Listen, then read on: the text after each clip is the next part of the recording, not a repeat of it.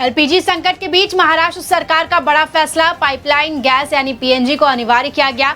अब नई पाइपलाइन के लिए 24 घंटे में मिलेगी मंजूरी और रोड कटिंग शुल्क भी होगा माफ। मुंबई में एलपीजी संकट से स्ट्रीट फूड महंगा, वड़ा पाव 18, समोसा पाव 20 रुपए हुआ। गैस की कमी से दुकानदार इंडक्शन पर खाना बना रहे, लागत बढ़ी, ग्राहकों पर पड़ा असर। महाराष्ट्र में अगले कुछ दिनों तक गरज के साथ बारिश की चेतावनी जारी की गई। मुंबई में हल्की बूंदाबांदी, जबकि पुणे, सतारा और नासिक में ओलावृष्टि होने की प्रबल संभावना।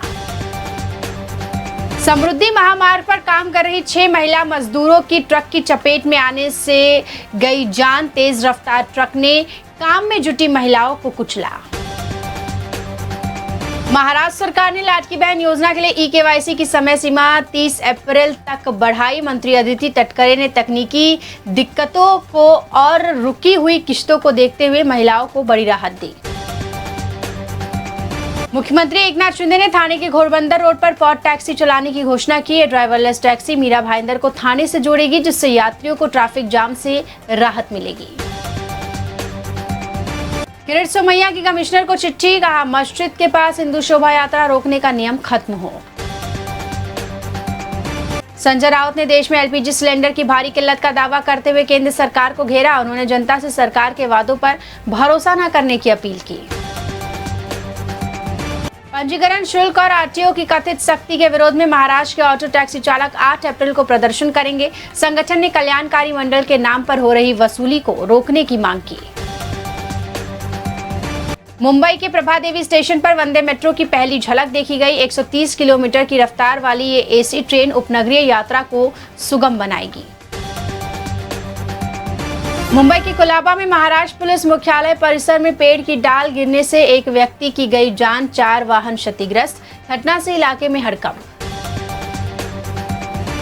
डोंबिवली एमआईडीसी में 3 दिनों से जलापूर्ति ठप होने पर मनसे ने जोरदार मोर्चा निकाला। अधिकारियों ने शाम तक पानी देने का आश्वासन दिया, अन्यथा मनसे ने काम बंद करने की चेतावनी दी। रत्नागिरी रीवा पैसेंजर को दादर तक बढ़ाने की मांग खारिज। कोंकण रेलवे जल्द बदलेगा एक्सप्रेस ट्रेनों का मार्ग। यात्रियों की परेशानी बढ़ने की आशंका। नया रूट वसई पनवेल से होगा। ईरान ने बहरीन में अमेजॉन ऑफिस पर हमला किया। माइक्रोसॉफ्ट, एप्पल, गूगल भी निशाने पर। ट्रंप बोले ईरान से डील की कोई जरूरत नहीं।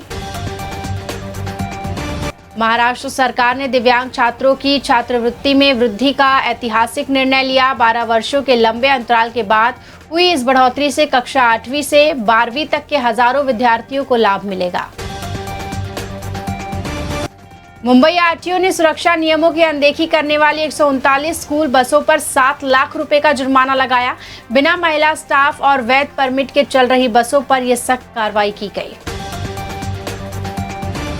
एनसीपी नेता जयंत पाटिल ने आरोप लगाया कि केंद्र सरकार ने 3 महीनों से आंगनवाड़ी कार्यकर्ताओं का मानदेय रोक रखा है। इससे महाराष्ट्र के 1.5 लाख परिवारों के सामने आर्थिक संकट हुआ खड़ा। वेस्ट एशिया संघर्ष से कॉन्डम सप्लाई प्रभावित होने की आशंका। अमोनिया और सिलिकॉन ऑयल की कमी से लागत बढ़ी। फिलहाल स्टॉक उपलब्ध, लेकिन आगे कीमतें बढ़ सकती है। महाराष्ट्र के नेशनल हाईवे और एक्सप्रेसवे पर आज से टोल 5% तक महंगा हुआ।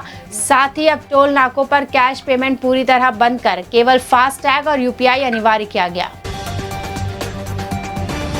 राहुल गांधी पर बरसे चंद्रशेखर बावनकुले, बोले वंदे मातरम का अर्थ नहीं समझते, संस्कारों की है कमी। काशीमीरा ट्रैफिक विभाग की महिला पुलिसकर्मी ने वरिष्ठ अधिकारियों पर मासिक वसूली के गंभीर आरोप लगाए।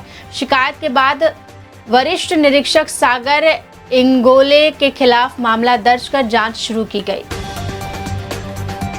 घाटकोपर के रमाबाई ब्रिज के नीचे कचरे के ढेर में लगी आग ने भयानक रूप लिया। इस हादसे में वहां खड़े 11 ऑटो रिक्शा पूरी तरह जले। हालांकि किसी के हताहत होने की खबर नहीं। ट्रंप बोले ईरानी राष्ट्रपति ने सीज फायर की अपील की। होर्मुज खुलने के बाद इस पर सोचेंगे। 2 जहाज 94,000 टन एलपीजी लेकर भारत पहुंचे।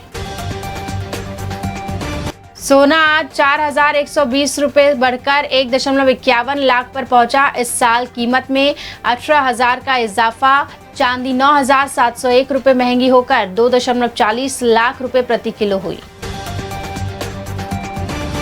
टेक कंपनी ओरेल ने 30,000 कर्मचारी निकाले, इनमें 12,000 भारतीय। सुबह मेल कर लिखा, आज लास्ट डे, 24 घंटे में मिलेगी मंजूरी।